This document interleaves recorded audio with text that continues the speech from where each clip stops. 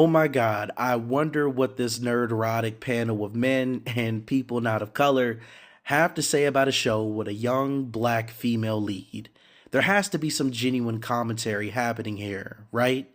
Some thoughtful, nuanced breakdown, right? My stepdad Black girl used to say magic. the best way to know a thing My stepdad, because my real dad is to left take it me. apart. Are they gonna play black music so I know there's a black person starring in it? I don't know if this is a show about black people until I hear hip hop. Yeah, what's going on? I don't know if I'm supposed to like it or not. Yeah. You could tell when she said stepdad that it was going to be about black people. You heard it. You heard what they said. I don't need to repeat it. You already know what it was. That wasn't criticism. That wasn't analysis. That was straight up mockery. And not just of Ironheart, but of black culture, black families, black identity. And that smug little tone they had while saying it wasn't accidental.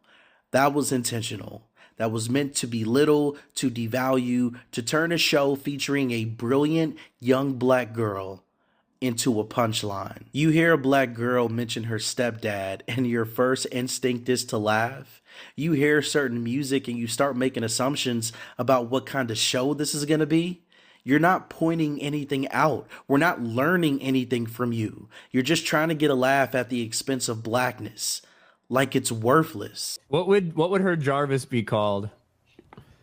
Jemima? Jarvisqua. I already said Jarvisqua.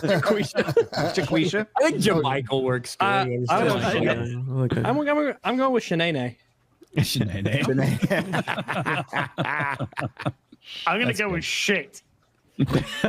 Wow. Likely. Shit. I think you mean Shathead. Joanna man. Joanna man. Joanna Iron Man. Joanna Iron Man. Joanna father. And then the names. The whole joke about what her AI would be called wasn't even creative. It was just a laundry list of the most stereotyped, overused characters you could pull from your mental filing cabinet, labeled things I think sound ghetto.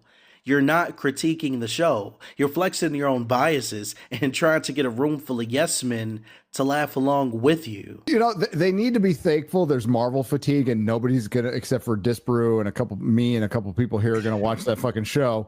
I've been looking forward to this for months. I have too. But like nobody's even gonna bother. Like nobody's gonna watch that. And then saying the show is lucky no one's gonna watch it because of Marvel fatigue.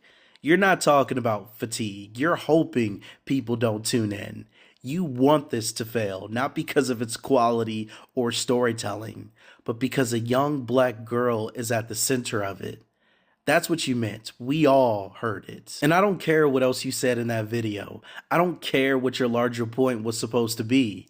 Once you let that kind of mess fly, the rest is irrelevant. You can't bury that under 7 more minutes of so-called commentary. You said what you said, loudly and proudly, surrounded by a panel of people who didn't push back for a second. Not one black voice. And I already know some of y'all thought it was hilarious. But let me tell you something. This is exactly how bias stays alive. This is how people learn it's okay to laugh at what they don't understand and who they don't respect. It's not funny. It's never been funny. So watch Ironheart.